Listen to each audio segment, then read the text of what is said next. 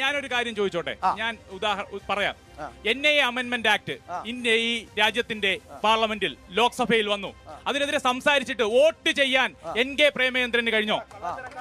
NIA amendment act അവതാരകൻ പറഞ്ഞാൽ മതി, വോട്ട് ചെയ്യാൻ കഴിഞ്ഞോ? കേരളത്തിൽ നിന്ന് അതിനെതിരെ NIA അമെന്റ്മെന്റ് ആക്ടിന്റെ കാര്യത്തിൽ NK പ്രേമചന്ദ്രൻ വോട്ട് ചെയ്തു.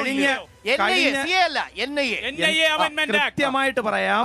ഈ ഇപ്പം ഷബീർ ഇവിടെ സൂചിപ്പിച്ച വിഷയങ്ങളിൽ ഈ രാജ്യത്തെ സംബന്ധിക്കുന്ന എല്ലാ വിഷയങ്ങളിലും NIA വിഷയത്തിൽ നാഷണൽ ഇൻവെസ്റ്റിഗേഷൻ ഏജൻസിയുടെ കാര്യത്തിൽ NK പ്രേമചന്ദ്രൻ വോട്ടിട്ടോ ഇല്ലയോ? അംഗങ്ങളും ഈ രാജ്യവുമായി ബന്ധപ്പെട്ട മുഴുവൻ വിഷയങ്ങളിലും സംസാരിച്ചിട്ടുണ്ട്. ഇവിടെ മുത്തലാഖ് ബില്ലുമായി ബന്ധപ്പെട്ട് വോട്ട് ചെയ്തോ?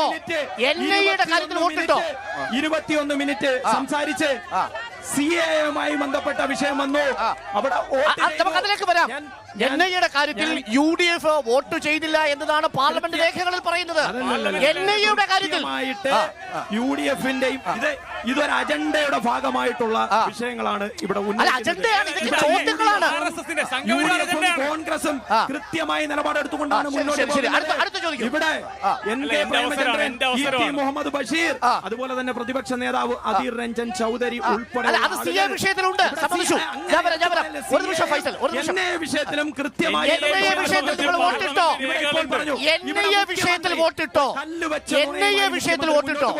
ഞാൻ പറയുന്ന അരുൺകുമാർ പറയുന്ന ഒന്ന് കേൾക്കാം.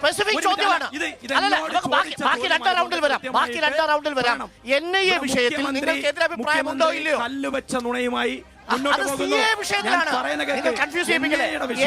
വിഷയത്തിൽ UDF NIAയ്ക്കെതിരായി വോട്ട് രേഖപ്പെടുത്തിയോ? ഇവിടുത്തെ ന്യൂനപക്ഷങ്ങൾ ഉൾപ്പെടെയുള്ള മുഴുവൻ ആളുകൾ NIAയുടെ കാര്യത്തിൽ ഉൾപ്പെടെ സംസാരിച്ചുകൊണ്ടാണ് മുന്നോട്ട് പോകുന്നത്.